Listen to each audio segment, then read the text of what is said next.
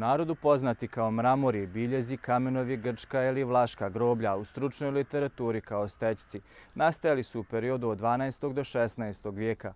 Od 2016. godine nalaze se na UNESCO-ovoj listi svjetske kulturne baštine.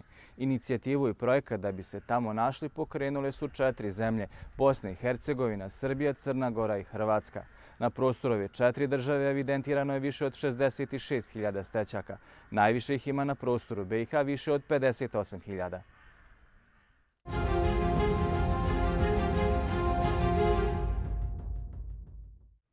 Kada se govori o istoriji srednjovjekovne Bosne, stećci su nezaobilazan dio njenog identiteta, ali i njegovog tumačenja. U jednom dijelu BiH ovi srednjovjekovni nadgrobni spomenici postali su ključni dokaz da je na prostoru srednjovjekovne Bosne živio jedan narod koji nije imao nikakve veze sa Srbima i Hrvatima.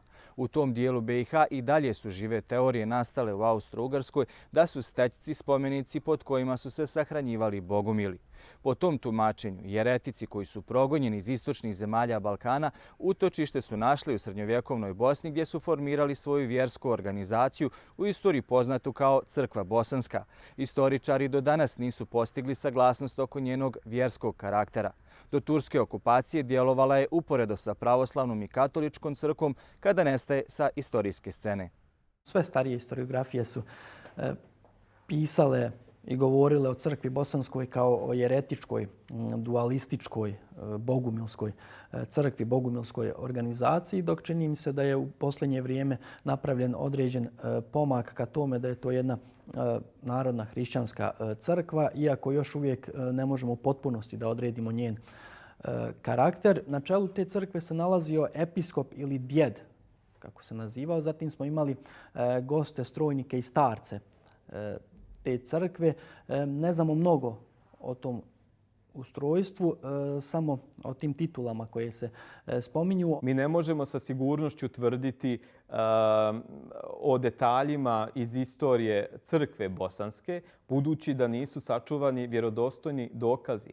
Ali ono što je sačuvano govori nam da je ta teritorija bila pod jurisdikcijom Zapadne crkve, ali po obredu i po svom ličnom osjećanju okrenuta istočnoj crkvi. Jedno od osnovnih pitanja koje tu moramo da postavimo je pitanje isto tako jurisdikcije. Dakle, kome je ona pripadala u toj podjeli? Ona bi pripadala Rimskoj crkvi. Dakle, u Rimokatoličkoj crkvi ne postoje pomjesni crkve u tom smislu, tako da je crkva bosanska očigledno bila jedna crkvena organizacija koja je njegovala taj stari bogoslužbeni slovenski jezik, određene običaje koji u prvu ruku nisu odgovarale Rimokatoličkoj crkvi, prije svega koja je zahtijevala latinsko bogosluženje. Do sada što se zna, većina se istoričara slaže, jeste da je crkva bosanska bila jedna posebna crkvena organizacija. Učenje te crkve bilo je istočno pravoslavno, bar to vidimo iz crkvenih knjiga koje su sačuvane, dakle evanđelja i ostalih knjiga, ali nije prihvatala crkvenu jurisdikciju ni zapada ni istoka. Dakle, ni Rima, ni Cargrada. Jednostavno bila je jedna autonomna crkva koja je bila vezana i za vlast u državi Kotromanića. Dakle, bila je uz vladara i imala je tu crkvenu jurisdikciju nad dijelom, opet ne svim dijelom stanovništva države Kotromanića. Po svemu sudeći, karakter crkve bosanske je bio narodni. Ona je u etapama u kojima je potpadala pod jurisdikcije različitih nadbiskupija, bilo da se radilo o Barskoj, Dubrovačkoj, Splitskoj, bila daleko u stvari od tih teritorija. I čini mi se da nijedan od tih nadbiskupa nije ni vršio funkciju episkopsku u pravom smislu riječi, da je nadzirao šta se dešava na teritoriji srednjovjekovne Bosne. Još moramo imati na umu i kakve su bile putne mreže u to doba. Tako da je narod na ovom prostoru bio itekako prepušten samom sebi i otuda taj narodni karakter crkve bosanske. Teza o bogumilstvu crkve bosanske može da otpadne isto tako i sa te strane kada uzmemo same spomenike pripadnika njihovih, to su bili gosti, pa tako na jednom stečku imamo i predstavu gosta Milutina koji drži dakle, štap episkopski, u jednoj ruci knjigu koja bi vjerovatno bila Evanđelje, a isto tako i testament gosta Radina u kojem on prvo započinje taj testament sa invokacijom u ime Oca i Sina i Svetoga Duha, a zatim govori da je služio i gospodi Grčkoj, što još uvijek nije razjašnjeno u nauci, a isto tako spominje i svoju materijalnu zaostavštinu. Što dakle, ukoliko bi to bila bogumilska crkva, oni nisu imali materijalne stvari, materijalne objekte. Priča o bogumilima je jedna velika mistifikacija. U tom smislu što se iznose tvrdnje koje se ne mogu potkrijepiti vjerodostojnim dokumentima. Već se u stvari samo opisivanje bogumila, recimo koje možemo i zateći u velikoj enciklopediji, onoj koja je nastajala u Krležinom leksikografskom zavodu u Zagrebu, jeste preslikana slika recimo južno-francuskih jeretika, jer su oni išli tom logikom. Ako su ovi jeretici i oni su jeretici, pa vjerovatno na isti način funkcionišu, što je stvarno velika zabluda. Bogumilska jeres je dualistička jeres koja se razvila iz pavlikijanske jeresi. Dakle, oni su vjerovali u postojanje doslovno dva principa ili dva boga, boga dobra i boga zla, tako da ono što je duhovno to je dobro, a sve što je materijalno to je od ovoga svijeta, odnosno nije dobro, i zbog toga su odbacivali sve i crkvene knjige i putire, krstove i tako dalje, sve ostalo, i zbog toga mi o njima znamo samo na osnovu drugih izvora. Oni su bili protiv svih vjerskih građevina, čak mnogi su odbili da se sahranjuju po spomenicama, jednostavno su sahranjivani u zemlju bez ikakvih obilježja. A ako to uporedimo sa prostorom na kojima su nastali steci i crkve, vidimo da to odudara od njihove doktrine, dakle od njihovog učenja. Prvi njihov pomen se vezuje za početak 13. vijeka, kada je i ban Kulin morao da potpiše zakletvu i izjavu na Bilinom polju zajedno sa drugim pripadnicima crkve bosanske, odnosno sa pripadnicima crkve na tom području pred papinjim legatom, ali tamo se on optužuje za šizmu i odlazak od majke crkve, to jeste rimske crkve, kako tamo piše. Pa čak i ta bilinpoljska abjuracija takozvana, to jest izjava koju je ban Kulin sa svojim velikašima podnio papskom legatu na Bilinom polju, tamo se decidno ne navodi nikakvo ogrešenje tih stanovnika Bosne, osim udaljavanja od crkve u Rimu. Ako čitamo izvještaje papskih legata, inkvizitorske izvještaje, vi ćemo primijetiti da su oni poprilično uopšteni. Dakle, prosto, recimo, na šta papski legati čak obraćaju pažnju u Bosni. Na to što bosanski, recimo, biskup ne zna latinski jezik. To je već znak za uzbunu iz perspektive Rima i znak da bi se taj biskup mogao smatrati šizmatikom, otpadnikom. Znamo da je crkva bosanska zaista bila uticajna. To možemo da vidimo iz nekoliko vladarskih povelja ili velikaških povelja. I u slučaju određene izdaje velikaša, onda bi i crkva bosanska zajedno sa saborom isto odlučivala šta će se desiti sa tim velikašem. Mnoge povelje sadrže uvodni dio koji počinje invokacijom, znakom krsta na prvom mjestu i riječima u ime Oca i Sina i Svetoga Duha. Amin. To nam govori o tome da u pitanju nije bila nikakva bogumilska sredina koja je izdavala te dokumente, već da su u pitanju bili hrišćani i kako ćemo vidjeti u drugim dijelovima povelja, poglavito hrišćani bliski pravoslavlju ili okrenuti ka pravoslavlju. O tome nam, recimo, govore zakletve i sankcije na kraju samih povelja kada se kao svjedoci prizivaju pored Gospoda Isusa Hrista i Presvete Bogorodice i poznati pravoslavni svetitelji, između ostalog recimo i 318 nikejskih otaca koji su nam i donijeli simbol vjere na kome i počiva ortodoksija, to je pravoslavno ispovijedanje vjere. Da, već u povelji bana Kulina spominje se Evanđelje na kojim se on zakleo, tako da, iako nemamo nikakvih podataka o njemu, pretpostavlja se da je već ban Kulin imao Evanđelje. Zatim jedno se vezuje za bana Mateja Ninoslava isto tako, dok su kasnije i vladari i prije svega velikaši srednjovjekovne Bosne imali svoja evanđelja. Mnoga evanđelja koja su pripadala crkvi bosanskoj kasnije su korišćena ili čak i sačuvana u pravoslavnim srpskim manastirima. Ih imamo mnogo. Zanimljiv primjer saradnje pripadnika crkve bosanske i pravoslavnih monaha je Čajničko četvoro evanđelje. Naime, Dragoljub Dragolović, istraživajući to evanđelje, utvrdio je da je ono pisano, da je jedan dio, prvi dio je pisao jedan kršćanin, dakle pripadnik crkve bosanske, međutim,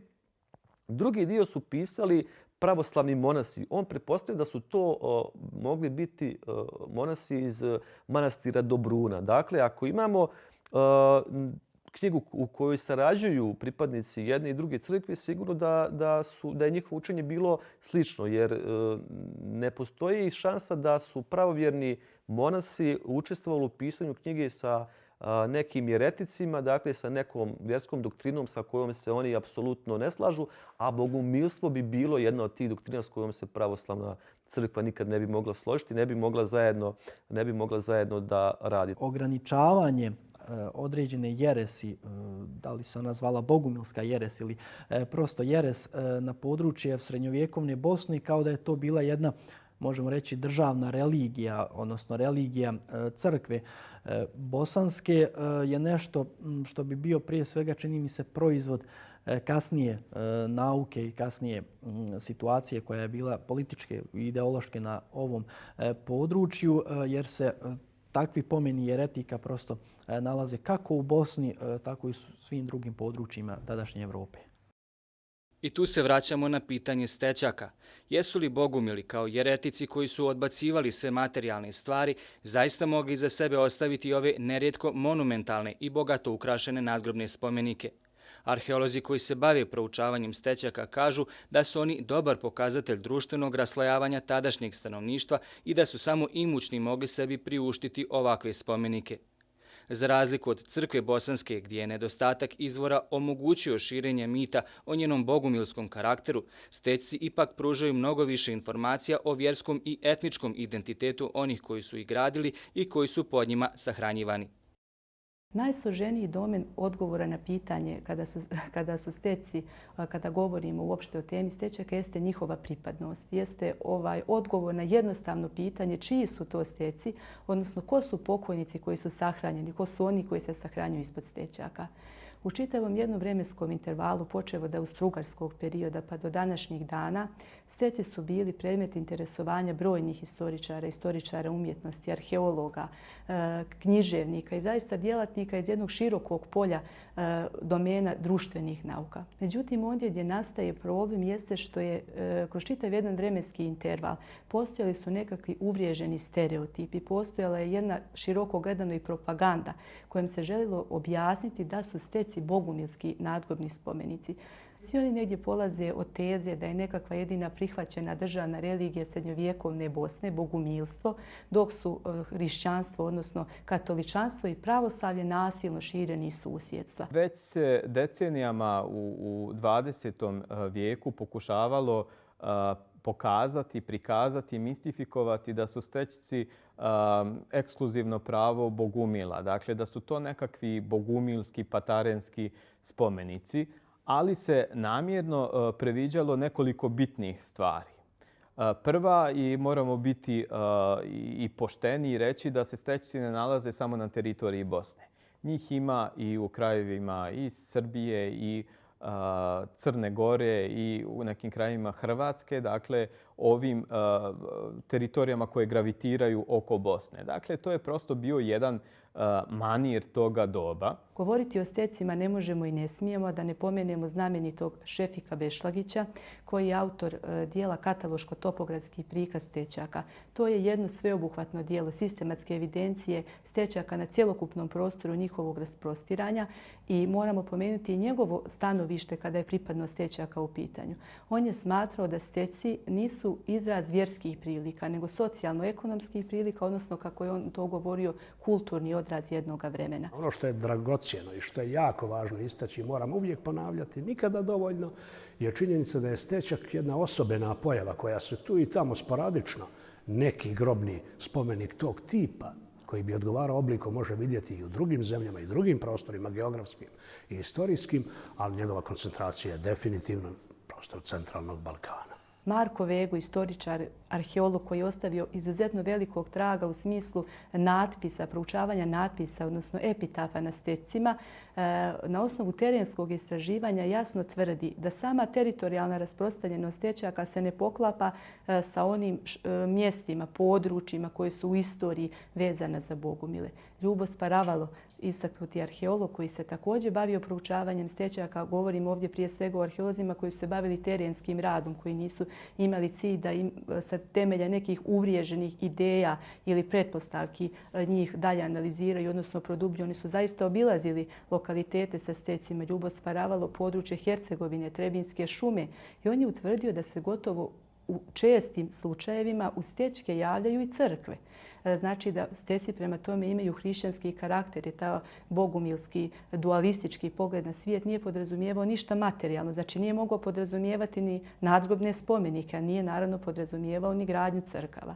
Sama teritorijalna rasprostranjenost stečaka pokazuje da stečaka nema u Bugarskoj, a Bugarska se uzima kao domovina Patarena. Nema ih također i u tim patarenskim ili bogumilskim dijelovima Južne Italije i Francuske. Moji uvidi kazuju da steci pripadaju, i nije to dakako moja originalna teza, nego je mojih uvaženih prethodnika, počevši najjasnije od strankinje Marijan Vencel, najjasnije, najizrazitije, dakle pripadaju hrišćanstvu.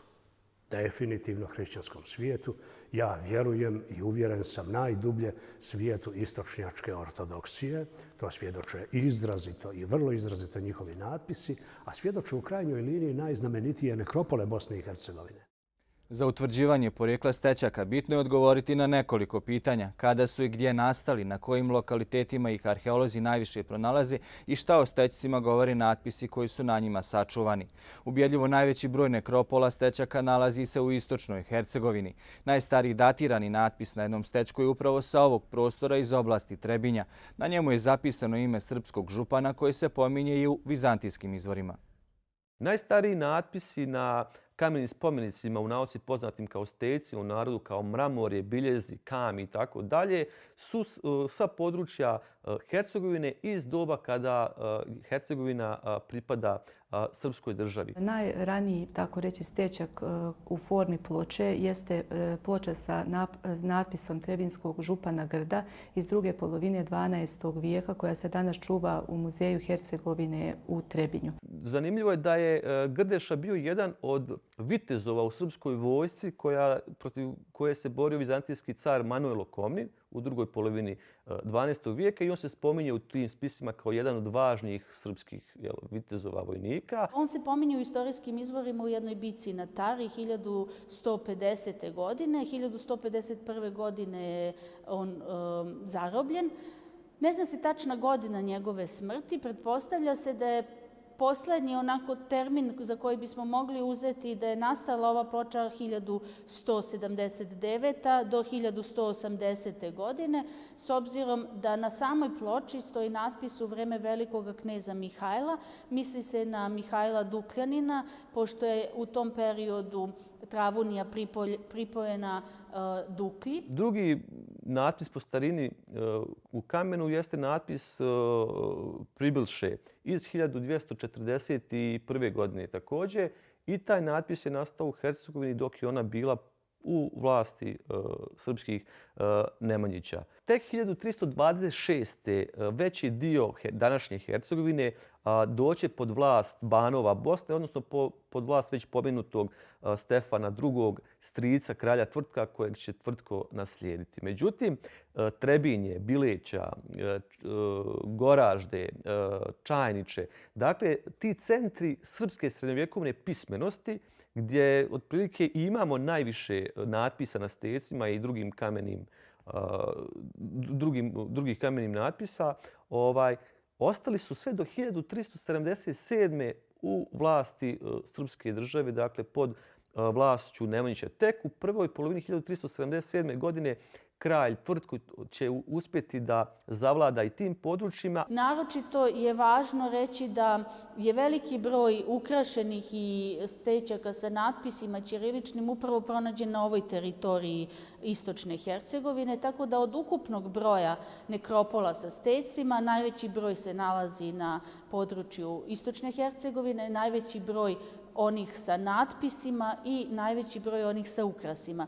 Što opet govori u prilog onom našem poznavanju i crkvene arhitekture, ali i istorijskih prilika na ovom području, da se radi o jednom delu naše zemlje koji je u kontinuitetu naseljavan našim narodom. Naravno, što se tiče stećaka, oni imaju različite oblike od onih najobičnijih ploča, pravougaonih ili nepravilnih oblika, sve do razvijenih, vrlo impozantnih primeraka kakvi su dvoslivni stećci na postolju i na kraju se taj neki, da kažemo, krug zatvara sa krstačama koje se javljaju sve vreme, ali intenzivnije pred kraj, pred osvajanje Turaka. Ovi visoki sanduci, kakve mi obično viđamo, ajde pomenut ćemo i uzet ćemo za ilustraciju nekropolu Miloradovića, Hrabrena na Radimlji kod Stoce, je poznata u cijelome svijetu. Dakle, taj sanduk elegantnih linija, visoki sanduk, dosta često oplemenjene ćiriličkim natpisom, se veže za jedan kratkotrajni, ja bih kazao, i revolucionarni bljesak industrije stećka koji se odvija upravo u periodu dinastije Kosača, Velmoža Pavlovića, Sankovića koji su stolovali u Nevesinju i gornjem toku Neretve. Dakle, između 15. vijeka, da kažemo i početka 15. vijeka, pa negdje unaprijed jedno 150 godina do polovine 16. kada se njihova proizvodnja namah prekida. Steci su, pored toga što su nastali u srpskoj državi, nastali su na teritoriji jedne od episkopija koje je formirao Sveti Sava nakon što je izdejstvovao autokefalnost Srpske pravoslavne crkve. Veoma važno za identitet i razvoj stećaka imamo u okolini Stoca, to je poznata nekropola na Radimlji. Najukrešenija sigurno nekropola stećaka i jedna od najvećih nekropola stećaka, a pripadala je srpskoj velikaškoj srednjovjekovnoj porodici Hrabri Miloradovići. Hrabri Miloradovići, između ostalog, su bili i ktitori manastira Žitomislić. Dakle, veza između Žitomislića i stećaka je ta srpska pravoslavna porodica. Miloradovići Hrabreni su, dakle, stvaraoci nekropole Radimlja i njihovi likovi, dakle, viteških figura, viteških, koje su izobražene na zapadnim i drugim stranama zapadnog dijela nekropole Radimlja, pripadaju upravo Hrabrenima Miloradovićima, kao i svih 5 natpisa ćiriličkih koji se nalaze na tome groblju. To je dramatično važno pomenuti.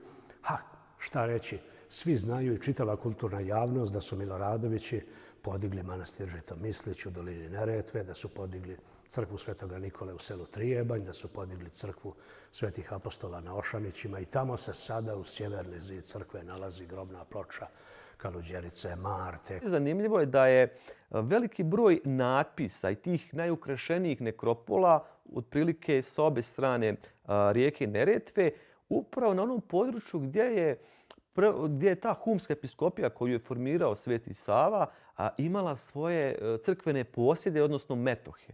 Mogli bi bukvalno da idemo od regije do regije da vidimo da je najveći broj tih nekropola vezan ili uz nekadašnja crkvišta, odnosno prostore, mjesta gdje su postojale crkve ili manastiri, ili su i danas u aktivnim pravoslavnim grobljima.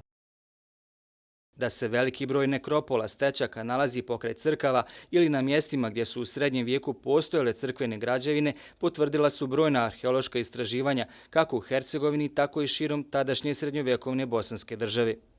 Na to često upućuju i u narodu odomaćeni nazivi crkvina ili crkvište za ove lokalitete.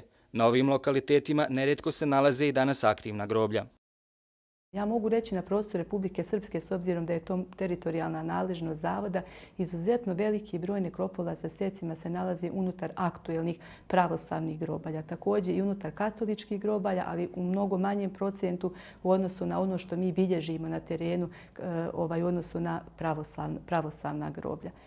Svakako da se stanovništvo, bilo pravoslavno, bilo katoličko, ne bi sahranjivalo na tim područjima da se nekada ranije ukorijenilo i u tradiciji da su se tu sahranjivali bogumili. Kada krenete od srednjovjekovnih grobalja Boke do krajnjeg sjeverozapadnog dijela Bosne i Hercegovine, vi ćete vidjeti u ogromnom procentu, u ogromnom dijelu potpuno dominantno, nadgrobne spomenike ovdašnjih Srba koji se vežu za nekropole sa stecima. Ajde da uzmemo primjer Marojevića sela u Glamoču, u čijem groblju leži stečak sa natpisom jednog vlastelina Marojevića koji nesumnjivo pripada 15. vijeku. U tom groblju se danas ukopavaju žitelji toga mjesta. Ono što smo mi u Cernici uradili, istražili smo jedan grob sa stečkom koji je u obliku pravogorne ploče, ali ima natpis gdje piše da ovdje leži knez Nikola Rašković, Drobnjak, i urađena je DNK analiza koja je potvrdila, pošto je ispod tog stečka otkrivene su dve grobne komore sa 5 ostataka, 5 individua i DNK analizom je utvrđeno da oni svi pripadaju upravo rodu Drobnjaka, što opet potvrđuje tu vezu između stare Hercegovine i današnje Hercegovine, ali uopšte da su se ispod tih stečaka sahranjivali ljudi koji su ovdje živjeli, što opovrgava sve one teorije koje su postojale u dosadašnjoj nauci, odnosno u nauci koja je potekla iz vremena austrougarskog perioda i Benjamina Kalaja, ponajviše da su stečci nadgrobni spomenici nekih bogumila koji su postojali kao, možemo reći, hrišćanska sekta na prostoru Bosne i Hercegovine. Svi ovi aspekti sagledavanja stečaka možda se najbolje ogledaju na primjeru nekropole Crkvina u Milavićima koja se nalazi na području opštine Bileća. To je nekropola koja broji 352 stečka, vidljiva stečka. Znači ona govori o postojanju jedne prilično brojne zajednice na ovom području. To je područje srednjovjekovne župe Dabar koja u kontekstu savremenih opština predstavlja dijelove današnjih opština Bileća i Berkovići. Također, ono što je ranije rečeno da su steci postojali u okviru, odnosno pored srednjovjekovnih crkava, dokaz je ovaj lokalitet, sam njegov toponim. Crkvina upućuje na eventualno postojanje crkve. Kako smo mi došli do nekakve potvrde da je to bila crkva? Pa zahvaljujući geofizičkim istraživanjima mi smo evidentno pronašli građevinske ostatke, još uvijek nismo u potpunosti rekonstruisali da je to arhitektonsko rješenje crkve, ali sigurno će naše istraživanja svakako ići u tom pravcu. Kada je u pitanju pripadnost vjerskoj zajednici, oni koji su sahranjeni i na području ove nekropole i šire na području srednjovjekovne župe Dabar, to je nedvosmisleno njihova pravoslavna pripadnost, jer je na području cjelokupne istočne Hercegovine gledano i na području susjednih župa, Fatnice, Bilečkih Rudina, odnosno Rudina, Nevesinja. Tu je dominantna vjerska zajednica uz Vlahe bila svakako pravoslavna vjerska zajednica. Na primjer, ove nekropole se mora očitati značaj epitafa, jer između tih 352 stečka postoji jedan sanduk na kome je ime Bogdana Hateljevića. U našim epitafima, natpisima na stecima jako su rijetki slučajevi da se javlja ime i prezime. Ovdje je to slučaj vlastelinske porodice, pominjanja vlastelinske porodice Hateljevića. Bogdan Hateljević je živio u Dabru, njegovi sinovi su mu podigli spomenik, a on je bio vjerni sluga Radića Sankovića, za koga se zna da je umro 1404. godine. Zanimljivo je da nakon dolaska Turaka, kada određen dio srpskog naroda na ovim prostorima prima islam, da nakon što prime islam još kratak period dižu stečke, međutim ubrzo napuštaju sahranjivanje po stecima i počinju se sahranjivati apsolutno po islamskim pravilima. A sa druge strane mi do savremenih vremena 19. i početka 20. vijeka imamo da se srpski pokojnici sahranjuju pod stecima ili pod nagrobnim spomenicima koji su veoma slični stecima, bilo svojim oblikom, veličinom ili ukrasima koji se nalaze. Nikada ni u jednom javnom nastupu nisam kazao da naši susjedi muslimanske vjere nisu baštinici stečka ili rimokatoličke, ni slučajno, ni u primislima. Dakle, njihovi preci su učestvovali u gradnji ovih monumentalnih spomenika i grobalja. Ali sam također bio sklon, pa je zamjerano, ne vidim razlog, da odredim jasnu tačku divergencije u kojoj dolazi do razdvajanja. A do razdvajanja dolazi, ako hoćete, najšire iz idejnih religijskih pobuda. I vi to možete da posmatrate. Znate. Dakle, pripadnici islama, islamizovani žitelji Balkana će tokom 16. vijeka napustiti stara zajednička ukopavališta. Za razumijevanje stečaka izuzetno su važni i natpisi, odnosno epitafi na njima. I oni rječito govore o vjerskom opredjeljenju onih koji su pod stecima sahranjivani. Do sada su otkrivena i evidentirana 363 stečka sa epitafima. Na više od 350 njih natpisi su na ćirilici i tadašnjem narodnom srpskom jeziku. Svi ovi spomenici su jako bitni kao narativni spomenici, spomenici sa kojih je moguće iščitati određene podatke. Govore nam katkada o vjerskoj strukturi, budući da nisu rijetki primjeri i najčešći su da se takvi spomenici nalaze unutar dvorišta, unutar porti pravoslavnih crkava. Sama ta činjenica vam dosta govori o tome ko je pod njima sahranjen. Za njih možemo reći da su se pod njima sahranjivali osim Srba verovatno i drugi koji su živjeli u Bosni i Hercegovini, s obzirom da su istraživanja to pokazala, ali ono što je značajno što smo mi otkrili na ovom području i naši prethodnici još 57. i 8. godine istraživanje dva groba ispod stečka u Veličanima monahinje Polihranije, svjedočanstvo da je u stvari pripadalo pravoslavnom življu, odnosno ženi Nenca Čihorića. On je bio oblasni gospodar iz čuvene familije Čihorića, plemićke, i ona, kao što je i bio običaj u srpskom narodu, među vlastelom, ona se zamonašila nakon njegove smrti i to je jedan od najinteresantnijih stečaka zato što je na njemu najduži natpis na ćirilici isklesan na stečcima. Kaže ovaj mramor monahinje Polihranije. Ima znak krsta na početku i kaže: u ime Oca i Sina i Svetoga Duha. Ovdje leži raba Božja Polihranija, u svijetu zvana gospođa Radača, žena župana Nenca Čihorića, snaha župana Vratka i sluge Dabiživa i Tepčije Stipka, a ćerka župana Miltena Draživojevića, a kazanca Sanka sestra. A postavi ovaj biljeg sin njen Dabiživ sa svojim ljudima, a u dane gospodina kralja Tvrtka. Dakle, samo ovaj primjer nam pokazuje koliko informacija može da bude saopšteno na jednom nadgrobnom spomeniku, bitnih informacija koje se mogu kombinovati sa informacijama iz drugih historijskih izvora.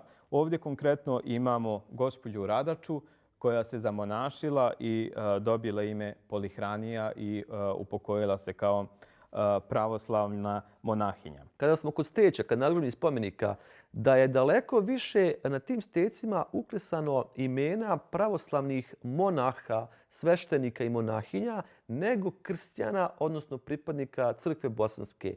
A kod većine, ako ne i svih natpisa pripadnika crkve bosanske koje imamo do danas pronađene, njihovi vjerski natpisi ne odudaraju od hrišćanskog učenja, dakle od pravoslavne crkve. Nisu jeretička. U njima jednostavno ne postoji ništa jeretičko. Činjenica također da smo mi svojim terenskim istraživanjima pronašli desetine i desetine potpuno nepoznatih srednjovjekovnih natpisa na prostoru Bosne i Hercegovine, na prostoru Staroga Huma. I ti natpisi, vjerujte, sve što sam pronašao su natpisi koji donose saznanje o upotrebljenim i uklesanim isključivo srpskim narodnim imenima. Inače, stećci koji su se dugo vremena pripisivali bogumilima sadrže ćirilične natpise i sadrže da li viteške simbole, dakle štita, mača, koplja, konjanika, dvojice konjanika koji idu u susret jedan drugom ili scene lova, kola i tako dalje, dok sa druge strane sadrže i hrišćanske elemente, prije svega krsta, ljiljana i tako dalje. Ajte ilustracije radi da vam kažem šta iskazuju. Oni vrlo često čuvaju pomen Svete Trojice, jako često simboličke invokacije u obliku krsta, maloga krstića, koji je uklesan na početku natpisa, vrlo često i puni tekst u ime Oca i Sina i Svetoga Duha. Dosta često kazuju izraze vjernosti Gospodaru. Pismo je definitivno ćiriličko i kroz čitavu Bosnu i Hercegovinu kada se krećete, kao što je na prostoru Moravske Srbije, nećete vidjeti drugo pismo. Pismo na stecima je isključivo ćiriličko, drugo ne postoji.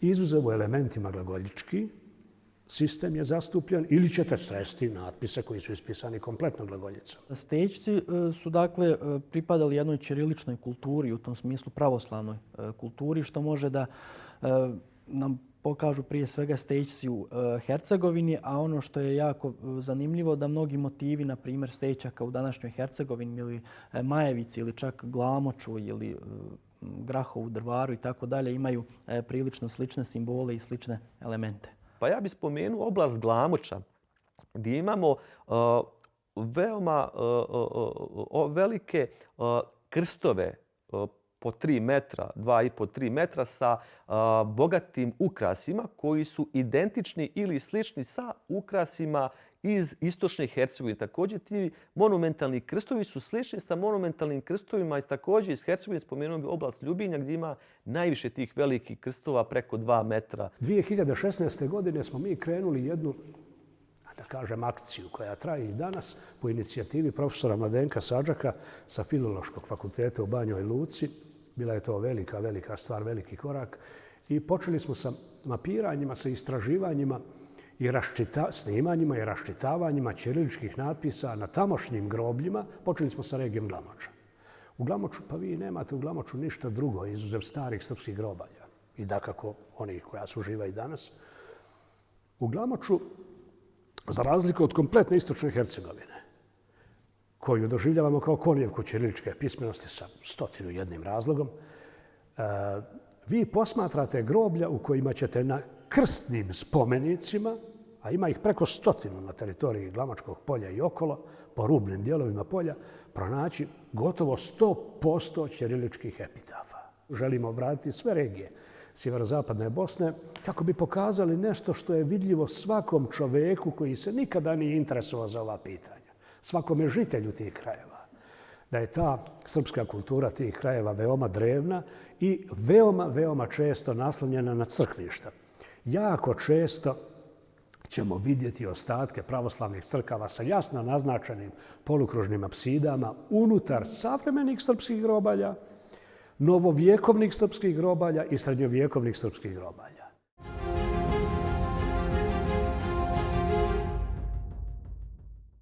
Stećci su svakako značajno srednjovjekovno kulturno nasljeđe koje govori prije svega o vjerskom identitetu stanovnika koji su pod njima sahranjivani. Taj identitet je, kao što smo vidjeli, dominantno pravoslavni. O trajanju pravoslavlja i hrišćanstva uopšte na prostoru današnje Bosne i Hercegovine najbolje svjedoče sačuvane crkve i manastiri, kao i arheološka istraživanja sakralnih objekata. O njima ćemo govoriti u narednoj epizodi serijala Istina. Doviđenja.